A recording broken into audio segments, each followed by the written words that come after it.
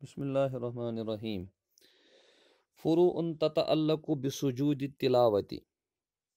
کچھ مسائل جن کا تعلق سجدہ تلاوت سے ہے۔ اذا سمع الامام والمقتدون، جب سنے امام اور مقتدی، آیت السجدتی، سجدے کی آیت، من الشخص الذی، ایسے شخص سے، لم یکن شریکن، جو شریک نہیں تھا، معہم، ان کے ساتھ، فی الصلاۃ، نماز میں۔ جب امام اور مقتدی آیت سجدہ سنے ایسے شخص سے جو ان کے ساتھ شریک نہیں تھا نماز میں،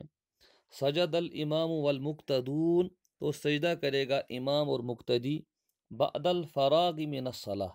نماز سے فارغ ہونے کے بعد۔ تو جو حضرات نماز میں شامل ہوتے ہیں ان میں امام وہ متبوع ہوتا ہے، یعنی امام پر کوئی غلطی ہو جس کی وجہ سے سجدہ سہو لازم ہو تو وہ مقتدیوں پر بھی ہوتا ہے، لیکن مقتدی پر کوئی چیز لازم ہو تو دوسرے مقتدی پر یا امام پر لازم نہیں ہوتی ہے۔ لیکن یہاں بات باہر سے انہوں نے آیت سجدہ سنی تو اس کی ادائیگی بھی باہر ہی ہوگی۔ فلو سجدوا ہذہ السجدۃ، اگر انہوں نے یہ سجدہ ادا کیا، فی الصلاۃ، نماز کے اندر، لا تصح، تو ایسا کرنا صحیح نہیں ہے۔ ولیکن لا تفسد صلاتہم، لیکن ان کی نماز فاسد نہیں ہوگی، بہذہ السجدۃ، اس سجدے سے۔ الذی سمع آیت السجدۃ من الامام، ایک شخص ہے جس نے آیت سجدہ سنی امام سے،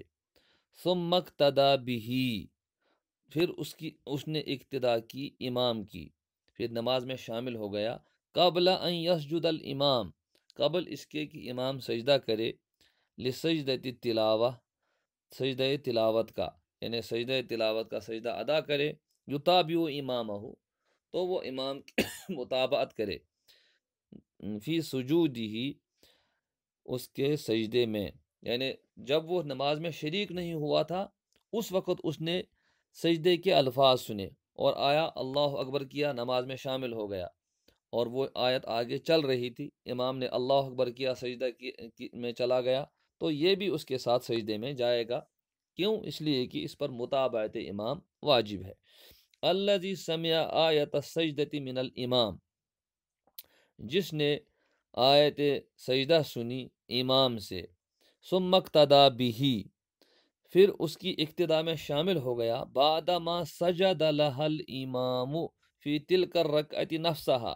بعد اس کے کہ امام نے وہ سجدہ ادا کر لیا اسی رکعت میں، سارا مدرکن للسجدۃ، تو وہ سجدے کے حق میں مدرک ہو گیا، یعنی سجدے کے حق، گویا کہ اس نے پا لیا سجدے کو۔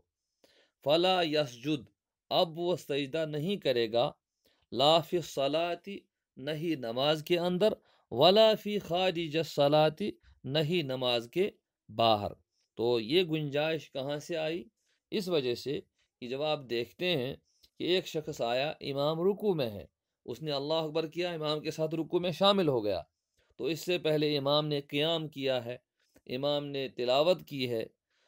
تو جو رکوع میں شامل ہو جاتا ہے وہ رکعت پا لیتا ہے، تو قراءت اور قیام اس کے حق میں امام ہی کا کافی ہو جاتا ہے، لہٰذا یہ سجدہ جس کا جو فرض سے کمتر ہے تو یہ بھی اس کے حق میں، اس کی سلسلے میں یہ مدرک ہو جائے گا، اب اس کو وہ ادا کرنے کی ضرورت نہیں ہے۔ الذی تلا آیت السجدۃ خارج الصلاۃ، جس شخص نے آیت سجدہ تلاوت کی خارج الصلاۃ، نماز کے باہر، ولم یسجدھا، لیکن وہ سجدہ اس نے ادا نہیں کیا، ثم اعاد تلاوتہا، پھر اسی آیت کی تلاوت اس نے دہرائی، فی الصلاۃ، نماز میں، وسجد لہا، اور اس کے لیے سجدہ کیا، اجزأت ہذہ السجدۃ، تو یہ سجدہ کافی ہو جائے گا، ان السجدتین، دونوں سجدوں کے، ما لم یتبدل المجلس، جب تک کہ مجلس نہ بدلے، یعنی وہ اس جگہ سے نہ ہٹا ہو، اس جگہ سے وہ الگ نہ ہوا ہو، یا اس نے بیچ میں کوئی کام اس طرح کا نہیں کیا ہو، تو چونکہ فی نفسی ہی، ایک ہی جگہ پر اس نے یہ آیت سنی ہے، تو یہی حکم ہے کہ اگر کوئی بار بار ایک ہی آیت، ایک جگہ سجدے والی آیت بار بار پڑھتا رہے، جیسے پوری مسجد ایک ہی مجلس مانی جاتی ہے، پھر اس نے آخر میں ایک ہی سجدہ کیا تو یہ کافی ہو جاتا ہے۔ الذی کرر تلاوت آیت سجدۃ فی مجلس واحد، جس نے بار بار آیت سجدہ کی تلاوت کی ایک ہی مجلس میں، تکفی لہ سجدۃ واحدہ، تو اس کے لیے ایک ہی سجدہ کافی ہے۔ الذی تلا آیت السجدۃ فی مجلس، اس کے برخلاف جس نے آیت سجدہ تلاوت کی ایک مجلس میں،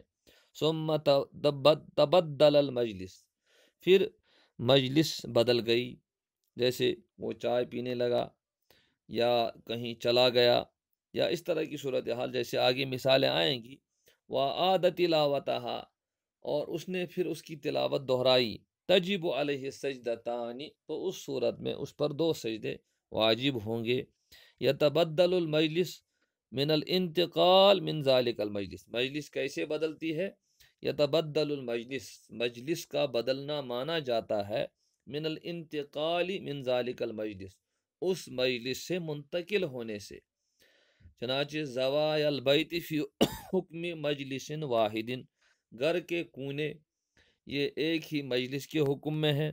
سواء کان البیت صغیرا او کبیرا، چاہے گھر بڑا ہو یا چھوٹا ہو۔ زوائے المسجد فی حکم مجلس واحد، اسی طرح مسجد کے کونے یہ ایک ہی مجلس کے حکم میں ہے، چاہے چاہے کان المجلس صغیرا او کبیرا، چاہے مجلس چھوٹی ہو یا بڑی۔ اذا تکرر مجلس السامع، اب اگر سننے والے کی مجلس بدلتی رہی، تکرر علیہ وجوب السجدتی، اس پر سجدہ کا وجوب بھی بدلتا رہے گا، سواء تکرر مجلس القاری ام لا، چاہے پڑھنے والے کی مجلس بدلے یا نہ بدلے۔ مثال کے طور پر ایک شخص ایک جگہ تلاوت آیت سجدہ دہرا رہا ہے بار بار، لیکن اس دوران ایک شخص یہ گھر میں چلا گیا، گھر سے باہر چلا گیا، پھر کہیں آیا، پھر واپس بعد میں آیا، اس نے پھر یہی آیت سنی، تو 2-4 بار سنی، کیونکہ اس نے الگ الگ مجلسوں میں سنی ہے، تو اس پر کئی سجدے واجب ہوں گے۔ یکرہ ان یقرأ السورہ التی فیہا السجدۃ، چنانچہ ائمہ ایسا کرتے ہیں بسا اوقات کہ سجدے والی صورت پڑھتے ہیں، لیکن سجدہ تلاوت سے پہلے ہی رکوع کرتے ہیں اور اس آیت کو پڑھتے نہیں ہیں، تو ایسا کرنا مکروہ ہے۔ یکرہ ان یقرأ السورہ، یہ بات مکروہ ہے کہ انسان وہ صورت پڑھے التی فیہا السجدہ، جس میں سجدہ ہے، وَيَتْرُكْ آیَتَ السجدہ، اور پھر سجدے والی آیت چھوڑ دے۔ یعنی یہ نہیں کہ ایسی صورت پڑھنا مکروہ ہے، بلکہ ایسی صورت پڑھ کر سجدے کی آیتوں کو چھوڑ دینا، ایسا کرنا مکروہ ہے۔ اذا کان السامع غیر متہیئ للسجود، اسی طریقے سے کبھی سننے والا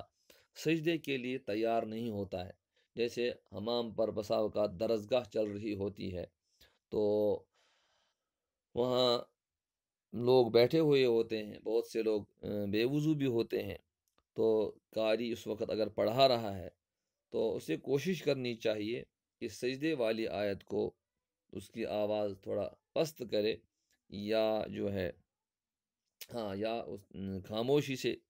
تلاوت کرے اس کی، تاکہ لوگ جو ہیں حرج میں نہ پڑیں۔ اذا کان السامع غیر متہیئ للسجود، جب سننے والے سجدے کے لیے تیار نہیں ہوں، مطلب یہ ہے کہ وہ بے وضو ہوں، تو باوضو ہونا گویا کہ انسان اس کے لیے تیار ہے۔ استحب للقاری، تو قاری کے لیے مستحب ہے ان یخفی تلاوت آیت السجدہ، کہ سجدے والی آیت کی تلاوت کو